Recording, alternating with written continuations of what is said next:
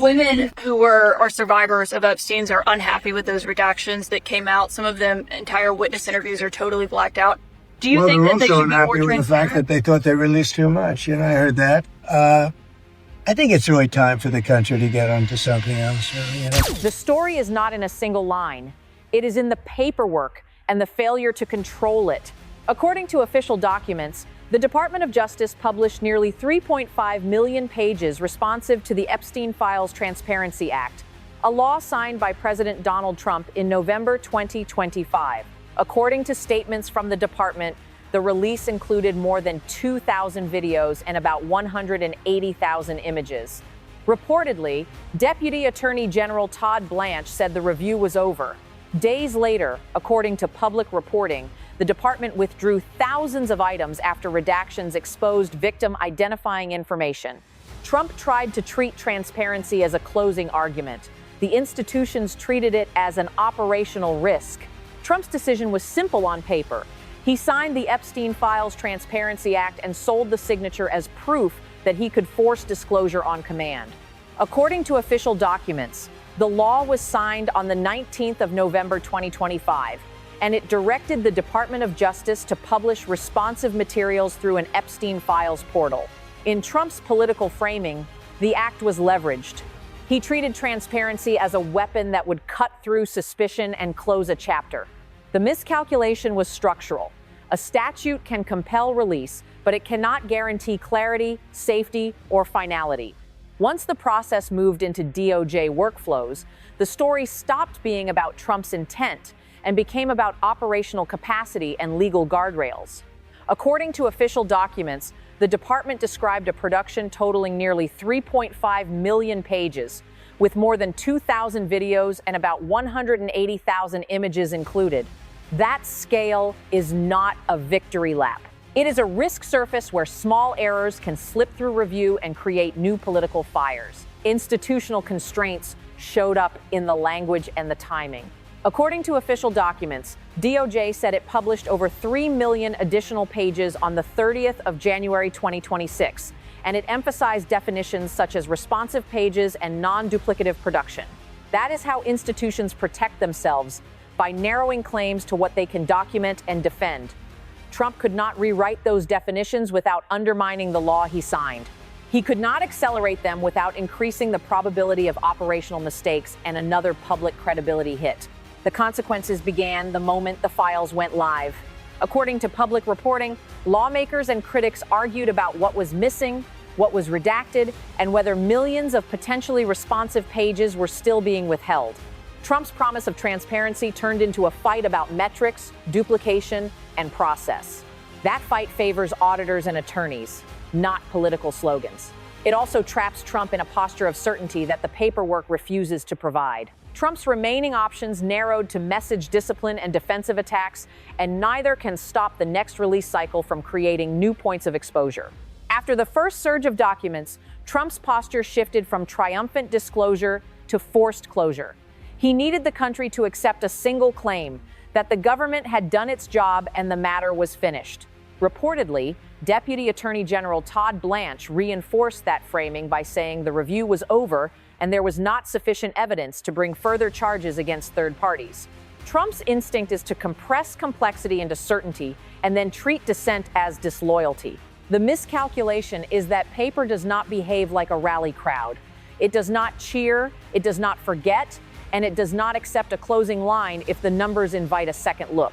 According to official documents, DOJ identified over 6 million potentially responsive pages. According to the same official explanations, the department released over 3 million additional responsive pages, bringing the total to nearly 3.5 million pages released in compliance with the act. The gap between potentially responsive pages and released pages became the oxygen for suspicion. According to public reporting, lawmakers also highlighted timing as a pressure point. They cited DOJ's failure to meet a December 19 deadline for full disclosure, and they framed later releases as incremental rather than decisive. They also pointed to the scale of redactions in released materials, arguing that sweeping blackouts undermine the promise of transparency even when redactions are legally justified. In this environment, Even a lawful process can look like concealment because the audience is grading the outcome, not the procedure. Institutional constraint arrived in the form of definitions and process. According to official documents, DOJ explained that collections across jurisdictions contain duplication and that the number of non-duplicative responsive pages is significantly smaller than the total initially collected. This is how agencies defend themselves, by narrowing the claim to what can be audited and defended in court. It can also sound like evasion to an audience that hears only one thing, that millions were collected and fewer were released. The political consequences hardened quickly. According to public reporting, House Democrats accused the administration of withholding material and described the situation as a cover-up. They demanded access to unredacted files for members and staff and signaled escalated oversight. At the same time, lawmakers associated with the underlying legislation argued that Congress cannot properly assess DOJ's handling without access to the complete record. This is pressure from both directions. It is not ideology alone. It is an institutional appetite for control of the record. Trump's own behavior tightened the trap. According to public reporting, he attacked Thomas Massie, turning a transparency demand into an intra-party loyalty test. That move fits Trump's governing style, but it is strategically backward in a file release story. When Trump pressures allies to fall in line, he makes the story about control. In a transparency dispute, control looks like concealment, even when the agency insists it is complying. Trump's options tightened. If he presses DOJ to release more faster, he risks amplifying mistakes and exposing sensitive information. If he insists the process is finished, he invites subpoenas and hearings framed as a fight for the truth. The pressure moves in one direction because the numbers and the politics now feed each other, and every claim of finality becomes another reason to reopen the file. The climax is not the release, it is the failure that followed the release, because failure is what turns a compliance event into a legitimacy crisis.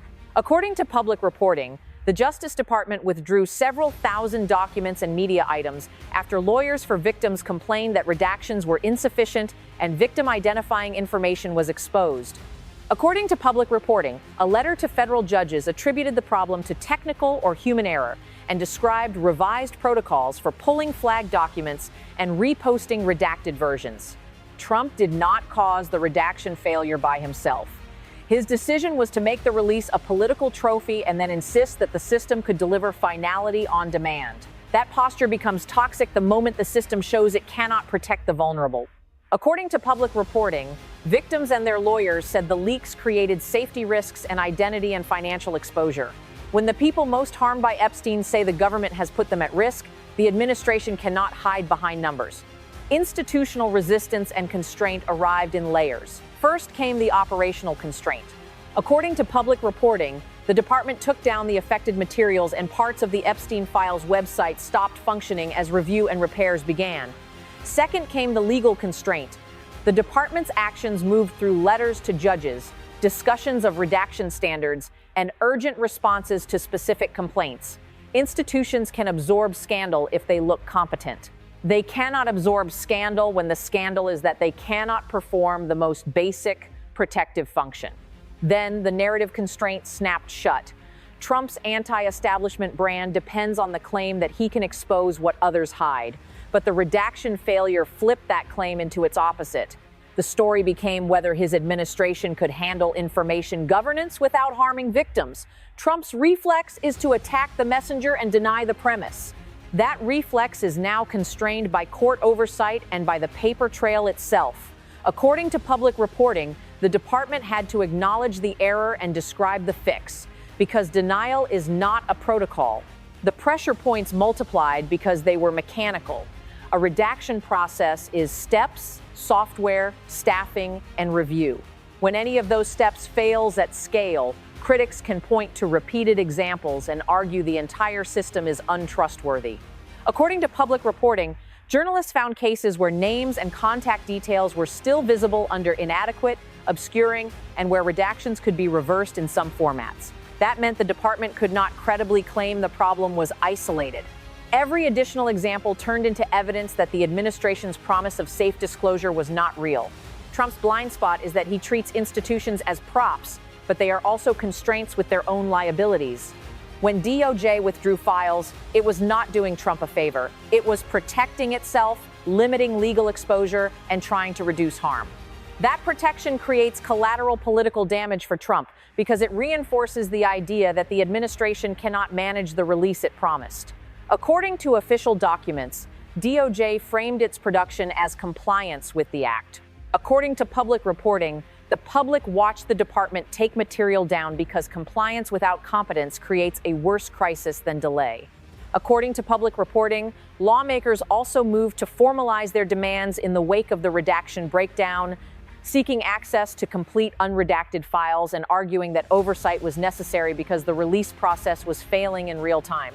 That adds a second front to the crisis, because each oversight demand increases the volume of handling, review, and political pressure. Trump's remaining options narrowed to 3 lanes, and each lane closes another door. One lane is escalation. He can demand faster and broader release to prove he has nothing to hide. That increases operational risk and raises the probability of more victim harm, which would be both morally and politically catastrophic.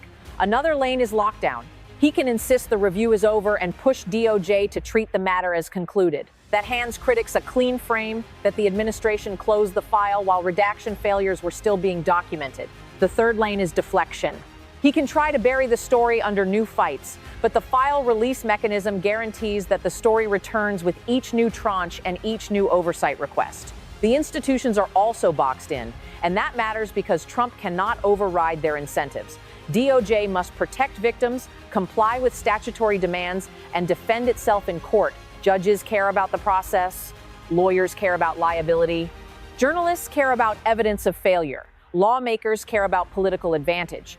Trump is the only actor whose incentive is to end the story quickly, and that makes him appear reactive, not commanding.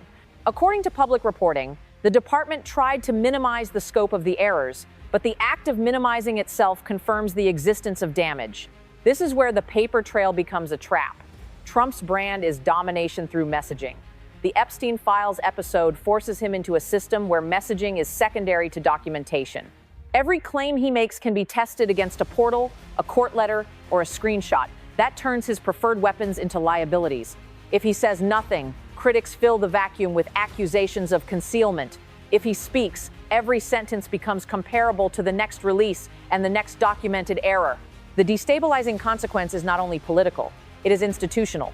When a department withdraws files because it cannot reliably redact them, public trust does not merely decline, it fragments. Some people conclude the government is incompetent. Others conclude it is hiding something. Both conclusions drive pressure for oversight, subpoenas, and confrontation. That confrontation has direct costs.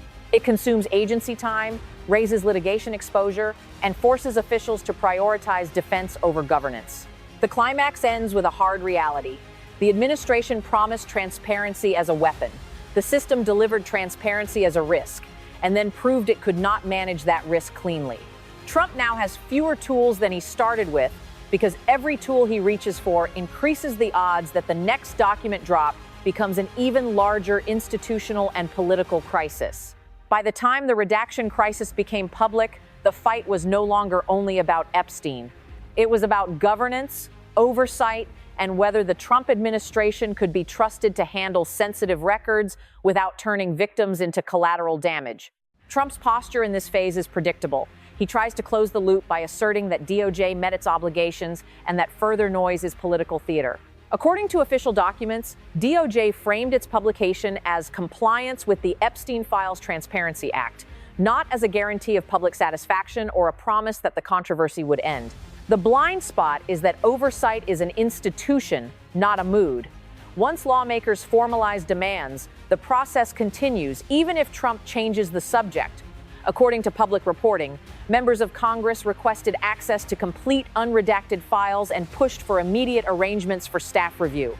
Critics pointed to the gap between over 6 million potentially responsive pages identified and nearly 3.5 million pages released after review and removal of duplicates.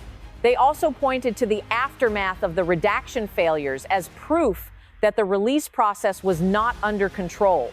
Institutional resistance sharpens because it comes from multiple directions at once.